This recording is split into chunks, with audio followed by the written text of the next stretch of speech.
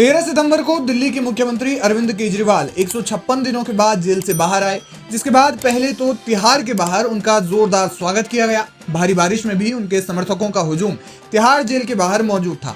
लेकिन दूसरी ओर दिल्ली के सीएम आवास के बाहर आम आदमी पार्टी के कार्यकर्ताओं और समर्थकों ने जमकर जश्न मनाया और इसी जश्न में उन्होंने आतिशबाजी कर दी, जो पार्टी कार्यकर्ताओं को ही भारी पड़ गई।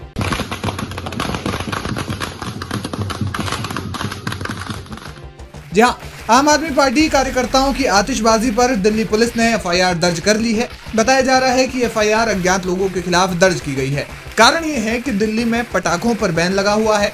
आम आदमी पार्टी की ही सरकार ने 1 जनवरी 2025 तक ये बैन लगाया हुआ है।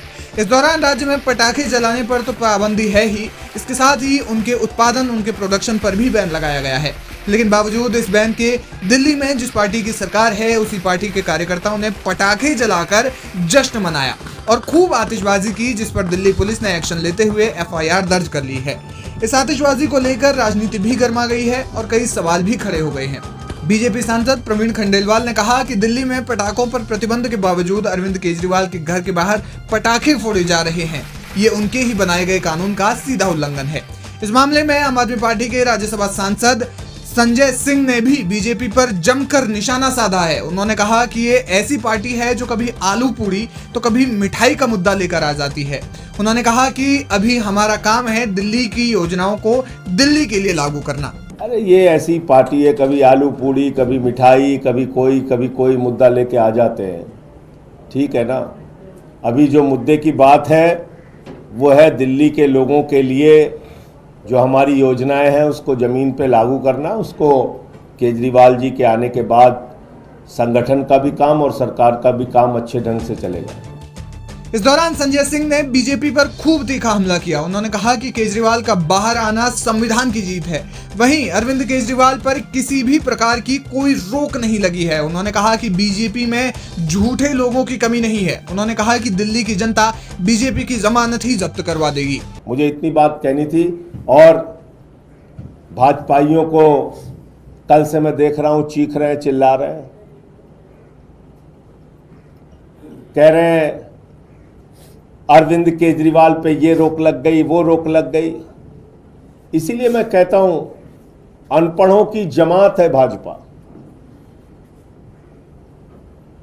गुस्से से, नफरत से भरी हुई पार्टी है भाजपा। बेशर्मी और निर्लज्जता की पराकाष्ठा पे जीती है भाजपा। इतना बड़ा फैसला आ गया सुप्रीम कोर्ट का, उसके बावजूद बेशर्मी से भाजपा वाले कैमरे के सामने आके झूठ बोलते हैं।